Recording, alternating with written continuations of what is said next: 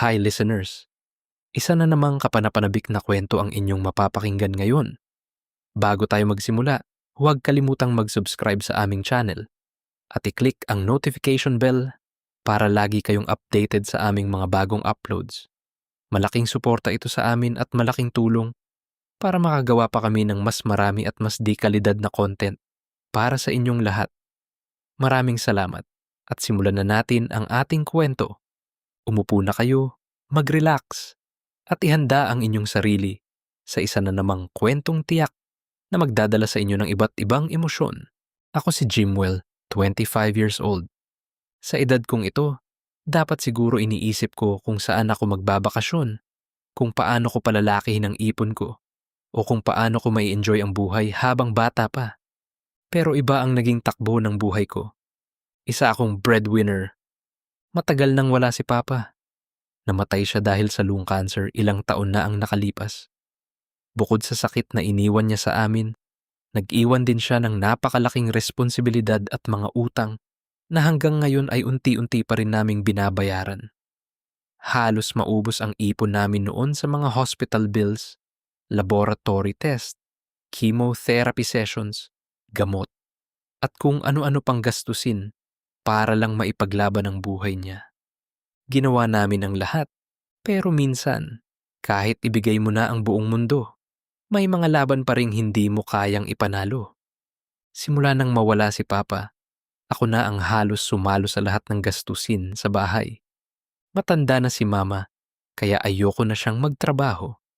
Gusto kong maranasan naman niyang magpahinga pagkatapos ng ilang dekadang pag-aalaga sa amin. May dalawa pa akong kapatid na babae. Ang bunso ay nasa second year high school pa lang. Siyempre, kailangan pa ng baon, projects, school requirements, at pamasahe araw-araw. Ang isa naman ay first year college.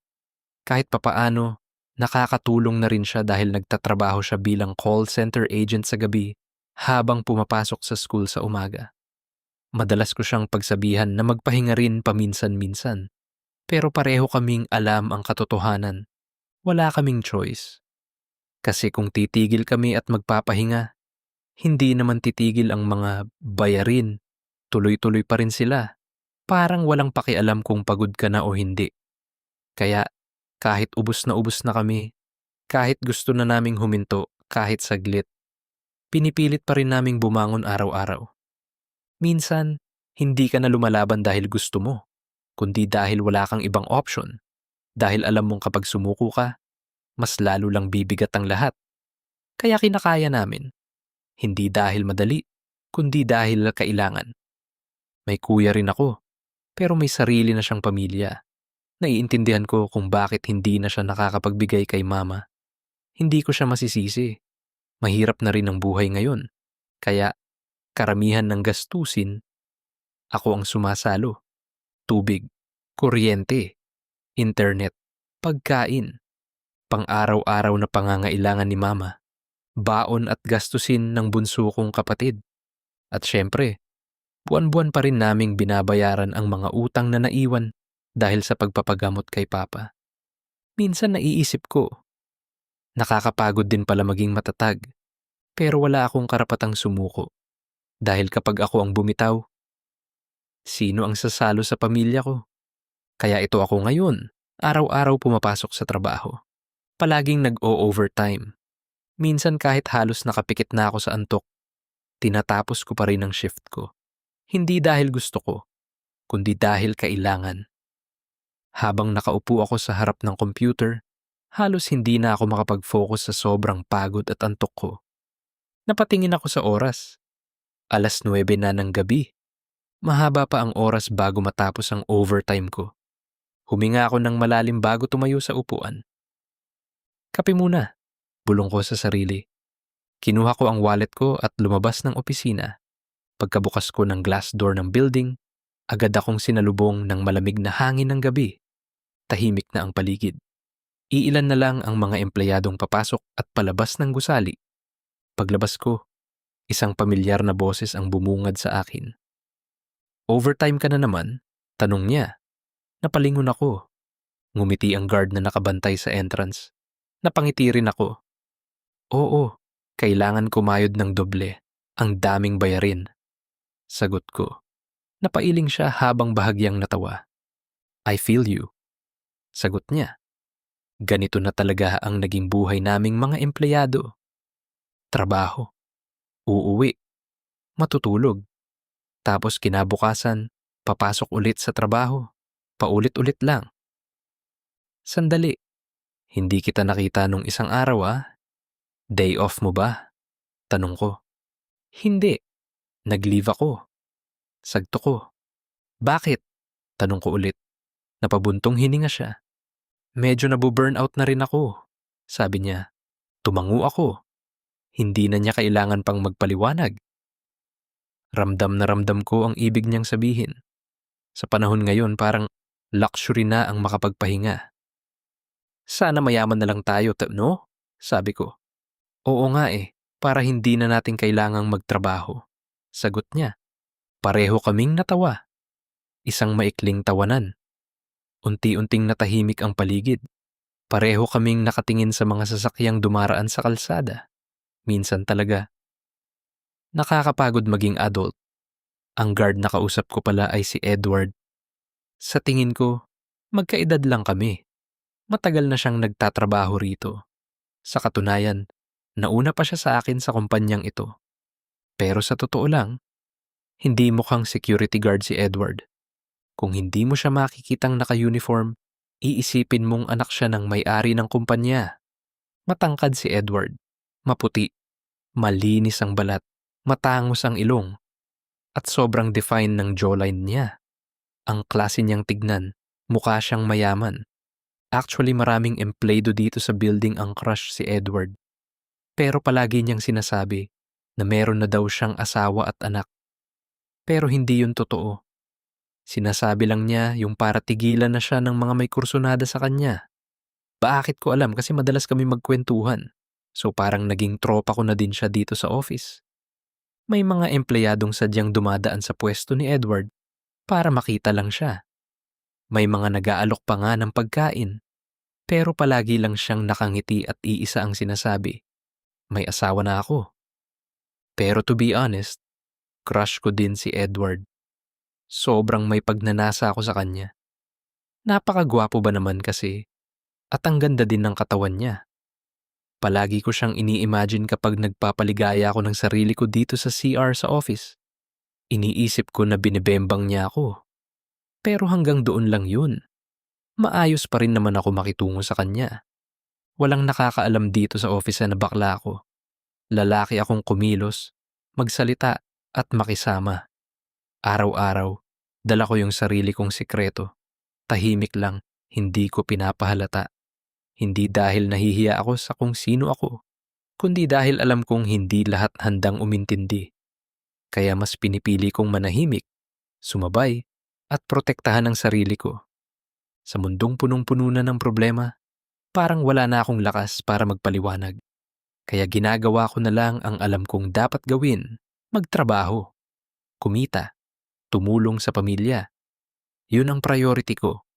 Pagkatapos kong bumili ng kape, bumalik na ako sa office para tapusin yung mga natitira ko pang tasks. Kahit papaano, nabuhayan ako ng konti dahil sa mainit na kape. Parang saglit na pahinga sa gitna ng pagod. Buti na lang, day off ko bukas. Kahit gabihin man ako ngayon, okay lang. Kahit papaano, may kapalit na pahinga. Yung kahit isang araw lang na hindi ko kailangang mag-alarm. Nung natapos na ako sa lahat ng gagawin ko, nag-ayos na ako ng gamit at naglakad palabas ng building. Pero bago tuluyang umuwi, dumiretso muna ako sa CR para mag-ayos ng sarili. Pagkabukas ko ng pinto, bumungad sa akin si Edward. Nakatayo sa harap ng lababo, naghihilamos. Tapos napatingin siya sa akin. Tapos na overtime mo? Tanong niya habang pinupunasan ang mukha niya. Oo, finally, makakauwi na rin ako. Ikaw, uuwi ka na rin? Tanong ko. Oo, nandyan na yung kapalitan ko sa duty, sabi niya. Tumango ako habang lumapit sa kabilang lababo. Pero bago pa ako makaiwas ng tingin, napansin ko ang paggalaw ni Edward. Dahan-dahan niyang hinubad ang suot niyang sando. At doon na naman ako natigilan. Pinasok na naman ako ng kabaklaan ko. Napatingin ako sa katawan niya. Ang ganda ng katawan niya. Ang ganda din ng braso niya. Hindi ko na namalayan na napatagal pala ang tingin ko sa kanya. Bigla siyang napatingin sa akin, kaya nahuli niya akong nakatingin. Baka matunaw ako sa mga tingin mo sabi niya habang natatawa. Hindi may naisip lang ako. Mabilis kong sagot, sabay iwas ng tingin, at kunwaring inaayos ang buhok ko sa salamin. Bahagya siyang ngumiti, parang hindi kumbinsido sa dahilan ko. Pero hindi na siya nagtanong pa. Tumalikod na lang siya at ipinagpatuloy ang pag-aayos ng sarili niya, habang ako naman, pilit pinapakalma ang sarili ko. Ilang segundo pa ang lumipas. Tahimik lang kami. Ako, nag-aayos ng buhok sa harap ng salamin. Si Edward naman, sa kabilang side, inaayos ang sarili niya. Biglang tumunog ang cellphone niya na nakapatong sa gilid ng lababo. Isang pamilyar na notification sound ang narinig ko. Napalingon ako. Tapos nakita ko yung pop-up ng G. App notification sa cellphone ni Edward. Napatingin bigla sa akin si Edward. Tapos kinuha niya agad yung phone niya. Parang may gustong itago. Pero bago pa siya makapagsalita, hindi ko na napigilan ang sarili ko at nagsalita agad ako. Bakit may G? App ka sa phone mo? Tanong ko. Medyo natatawa pa ako. Saglit siyang natigilan. Parang nag-iisip siya ng sasabihin. Tapos ngumiti siya bago siya nagsalita. Ikaw, bakit alam mo yung tunog ng Gtuldok app? Bakit alam mo yung Gtuldok app?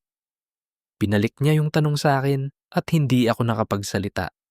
Biglang uminit ang pakiramdam ko. Sa isang iglap, parang nabaliktad ang sitwasyon. Dahan-dahan lumapit sa akin si Edward. Kaya pala sobra ka makatingin sa akin Pinagnanasahan mo siguro ako. Pumapatol ka ba sa lalaki? Tanong niya sa akin. Halos magkalapit na kami ng muka. Hindi ko alam ang sasabihin ko. Baliw, sagot ko. Sagutin mo kasi yung tanong ko. Pumapatol ka ba sa lalaki? Safe naman yung secret mo sa akin. Tanong niya ulit, pero this time seryoso na yung mukha niya. Napalunok ako. Huminga ako ng malalim bago ako nagsalita. Oo, napatol ako sa lalaki, sagot ko. Huwag kang matakot, safe yung secret mo sa akin kasi pareho lang tayo, sagot niya. What do you mean na pareho lang tayo? Tanong ko. Pareho lang tayo, pumapatol din ako sa lalaki, sagot niya. Napatango na lang ako, hindi ko alam kung anong sasabihin ko. Hindi ko expected na katulad ko din si Edward. Hindi sumagi sa isip ko na katulad ko rin pala siya. Kasi hindi ko siya maamoy. At wala din sa kilos at salita niya. So bakit ka may G-app? Tanong ko. Ano ba yung tanong mo, Jimwell? Para namang pinananganak ka lang kahapon. Siyempre, naghahanap ako ng ka-fun. Sagot niya sabay tawa. Ayos sagot ko. Trip mo ba ako? Tanong niya. Medyo, sagot ko. Gusto mo ba akong halikan? Tanong niya. Gusto ko, sagot ko. Tapos dahan-dahan siyang lumapit sa akin at hinalikan niya ako. Naglaplapan kaming dalawa. Ang bilis ng mga pangyayari. Pumasok kami sa pinakadulong cubicle. Tapos doon sa loob, meron nangyari sa amin. Natakot kami na baka may makakita sa amin na dalawa. Kaya nag-check-in na lang kami sa isang motel para ipagpatuloy yung ginagawa namin. Ang bilis ng mga pangyayari sa amin ni Edward. Kanina lang, magkausap kami sa labas ng building. Parang normal lang, parang walang kakaiba. Tapos ngayon, magkatabi na kami sa kama. Tahimik. Sobrang lapit namin sa isa't isa. Dati, ini-imagine ko lang siya. Pero ngayon, totoo na. Hindi ko alam kung paano nangyari lahat. Parang sunod-sunod na eksena na hindi ko na napigilan. Ang tahimik mo, sabi ni Edward. Bigla siyang nagsalita habang nakahiga kami. Wala. May iniisip lang ako, sagot ko. Hindi ka ba nag-enjoy sa akin? Tanong niya. Medyo natatawa pa siya. Nag-enjoy, syempre. Pero, alam mo hindi ko expected talaga na katulad din kita na pumapatol sa lalaki. Sagot ko. Magaling lang din ako magtago, sagot niya. Pero, nagka-jowa ka na rin ba ng lalaki? Tanong ko. Oo, dati. Pero naghiwalay din kaming dalawa. Sagot niya. Bakit kayo naghiwalay? Tanong ko. Gusto niya kasi na hinahawakan ko yung kamay niya sa public, na sweet kami in public. Pero ayaw ko kasi ng ganun. Nahihiya ako. Hindi pa ako totally out that time. Paulit-ulit ko naman pinapaliwanag sa kanya yung situation ko, pero parang hindi niya maintindihan. Sinasabi niya na kinakahiya ko daw siya, kahit hindi naman. Paulit-ulit na yun ang issue namin. Hanggang sa napagod na lang din ako at nakipaghiwalay na ako. Sago niya, ganun ba? Hindi ko alam ang sasabihin ko. Hindi ko pa kasi naranasan magka-boyfriend. Natatawang sagot ko. Never ka pa nakipagrelasyon or nakaranas ng love? Tanong niya. I mean, hindi pa ako nagkaroon ng boyfriend pero sa babae, nakatatlong girlfriend na ako. Sagot ko. Gets ko na. Pero marami ka nang nakabimbangan na lalaki? Natatawang tanong niya. Grabe naman yung tanong mo. Sagot ko. Sagutin mo na lang kasi. Sabi niya. Siguro, 7 na. Hindi ko na matandaan eh. Sa kabihira lang ako makipag-trip. Ikaw ba? Marami ka na rin ba nakabimbangan na lalaki? Tanong ko. Hindi ko na mabilang eh. Sagot niya habang natatawa. Grabe ka. Adik ka pala sa bembangan. Baka meron ka ng sakit niya na. Biro ko sa kanya. Baliw ka. Safe ako no. Lagi ako nagpapacheck. Saka maingat naman ako palagi. Baka ikaw nga dyan eh. Safe ka ba? Sabi niya. Oo. Naman. Kakapacheck ko lang last week and negative naman lahat. Sagot ko. Pero may tanong ako sa'yo. Sabi niya. Ano yun? Sagot ko. Pwede ba na bembang body na lang tayo? Para ikaw na lang ang tatawagin ko or hahanapin na kapag nag-iinit ako. Sabi niya. Medyo natatawa pa siya. Pwede naman. Masarap ka naman eh. Saka ang laki ng tarob mo. Sagot ko na medyo natatawa. Tapos napatawa din siya. Oo, sa'yo na lang lahat ito. Sagot niya. Pagkatapos ng gabing yon, mas lalo kaming naging close ni Edward. Naging bembang body kami. Sa una, akala ko hanggang doon lang. Pero hindi pala. Hindi ko na namalayan kung kailan nagsimula. Basta bigla na lang. Palagi na kaming magka-chat. Palagi na kaming magka-video call. Kahit wala namang importanteng pinag-uusapan. Palagi na rin siya nag-a-update sa akin ng mga ginagawa niya. At ganun din ako. At kapag may problema ako, siya agad yung naiisip kong kausapin. Ganun din siya sa akin. Naging sandalan namin ang isa't isa. Sobrang na-attach na ako kay Edward. Hindi ko na namalayan kung kailan nagsimula. Basta isang araw, hinahanap ko na yung chat niya. Inaabangan ko na kung magme-message ba siya o hindi. Kapag matagal siyang hindi nagre-reply, parang may kulang sa araw ko. Unti-unti, nahuhulog na pala ako. At doon ako natakot. Kasi alam ko sa sarili ko, hindi kami pareho ng nararamdaman. Para sa kanya, hanggang doon lang kami. Bembang body. Parausan. Isang taong nandyan kapag kailangan niya ng lambing, ng init, ng pansamantalang takas sa realidad. Minsan gusto ko nang umamin, sabihin sa kanya lahat, na hindi na to basta laro lang para sa akin, na nasasaktan na ako sa idea na baka hanggang ganito lang ako sa buhay niya. Pero naglakas ako ng loob. Magkasama kami sa isang restaurant kasi pareho naming day off at inaya ko siyang lumabas. May sasabihin sana ako sa iyo. Sabi ko, habang hinihintay namin dumating yung pagkain. Ano yun? Tanong niya. Huminga ako ng malalim bago magsalita. Mahal na kita. Ayaw ko na hanggang ganito lang tayo. Ayaw ko na bembang body lang tayo. Sorry kung na-fall ako sa'yo. Sabi ko, tapos napayuko ako. Thank you sa pagsasabi mo ng nararamdaman mo. Thank you kasi ikaw na yung unang nag-first move. Hindi ko alam kung paano sasabihin sa'yo or kung paano magsisimula pero mahal na din kita. Sagot niya, tapos hinawakan niya yung kamay ko. Parang tumigil yung mundo ko. Napatitig lang ako sa kanya Hindi makapaniwala sa narinig ko.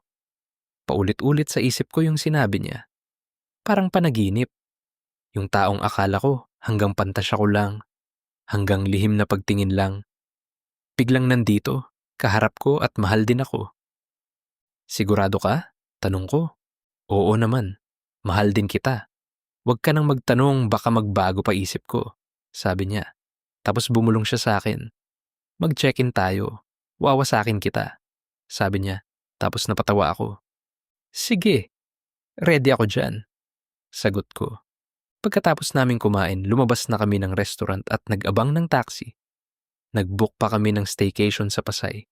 Plano, sana namin magpahinga, mag-enjoy, at sulitin yung oras na magkasama kami. Habang naghihintay, hindi ko maitago yung excitement ko. Iniisip ko na yung gagawin namin ni Edward. Excited ka na ba? Ilang linggo ko naipon ito, sabi niya. Siyempre, ubusin ko lahat yan, sagot ko. Pero ilang segundo lang, may motor na biglang huminto sa harap namin. Ang bilis ng lahat. Parang isang kisap mata lang. Bigla na lang bumagsak si Edward sa kalsada. Edward, sigaw ko. Hindi ko agad naintindihan kung anong nangyari. Hanggang sa nakita ko, yung dugo, unti-unting kumalat sa kalsada. Binaril ng lalaking nakamotor si Edward. Sunod-sunod na mga putok. Parang nanlamig buong katawan ko. Hindi ako makagalaw. Nanginginig ako habang nakatitig sa kanya. Lumuhod ako sa tabi niya. Hindi alam kung anong gagawin. Nanginginig yung mga kamay ko habang sinusubukan ko siyang hawakan. Nagkagulo ang mga tao sa paligid namin. May sumisigaw, may tumatawag ng tulong, may lumalapit. Parang sabay-sabay na naging magulo ang lahat. Hindi ko na alam kung sino ang humawak sa akin, kung sino ang tumawag ng sasakyan. Basta ang alam ko lang, hawak ko si Edward habang unti-unting nawawala yung lakas niya. Hindi ko alam kung gaano katagal, pero parang isang iglap lang. Nasa loob na kami ng sasakyan, nagmamadali papuntang ospital. Pagdating namin sa ospital, sinalubong agad kami ng mga nurse at doktor. Kinuha nila si Edward sa akin at pinasok sa loob ng ICU hanggang sa lumipas ang ilang oras. Lumabas yung doktor, tumingin siya sa akin, tapos nagsalita siya. Pasensya na po, dead on arrival na siya, sabi ng doktor. Para na rin akong namatay sa sakit ng narinig ko. Napahawak ako sa dibdib ko. Parang may mabigat na nakadagan na hindi ko matanggal. Parang may punit sa loob ko na hindi na kayang tahiin. Nalaman ko na may nakaaway pala si Edward. May taong galit sa kanya. Nakaalitan niya sa trabaho. Isang guard din sa agency nila. Nahuli rin agad ng mga pulis yung suspect at nakulong na. Nakuha ang hustisya kahit papaano. Pero kahit na nakamit yung hustisya, hindi na maibabalik si Edward. At hindi rin mawawala yung sugat, yung sakit na iniwan niya sa akin, yung lungkot na iniwan niya sa pamilya niya. Araw-araw ko pa rin nararamdaman yung bigat, yung tipong gigising ka, tapos may ilang segundo na okay ka pa, hanggang sa maalala mo ulit. Bakit ganito? Bakit kung kailan nagsisimula pa lang kami, doon pa siya nawala? Hindi pa nga kami nakakabuo ng maraming alaala. Hindi pa namin naipapakita sa mundo kung ano kami sa isa't isa. Pero natapos na agad, parang isang kwento na biglang pinutol sa gitna. At ako, naiwan sa pahinang hindi ko alam kung paano tatapusin. Sometimes, life doesn't wait for us to be ready. We think we have time to say, I love you, to fix things, to start over, to turn something casual into something real. We convince ourselves that there will always be a next time. But the truth is, there isn't always a tomorrow. This story is a reminder for all of us. Don't wait too long to be honest about how you feel. Don't assume people will always be there. And don't treat love as something temporary when it already means everything to you. Kung nakaabot kayo hanggang dulo ng kwentong ito, maraming salamat sa inyong patuloy na suporta. Malaking inspirasyon ito para patuloy pa naming pagandahin at paghusayan ang mga kwentong hatid namin sa inyo. Huwag din kayong mahiyang mag-iwan ng comment. Sabihin ninyo kung ano ang mga nagustuhan ninyo, kung ano ang maaari pa naming pagbutihin. at kung anong klaseng mga kwento ang gusto ninyong marinig sa susunod. At para lagi kayong updated sa mga bagong uploads at behind the scenes ng aming content, i-follow ninyo kami sa X, Instagram, TikTok, Facebook, at YouTube sa @The Vibe is Unfiltered. Huwag ding kalimutang mag-subscribe at i-click ang notification bell para hindi ninyo ma-miss ang aming mga susunod na kwento. Maraming salamat sa inyong panunood at pakikinig. Hanggang sa susunod na kwento. Dito lang sa The Vibe is Unfiltered.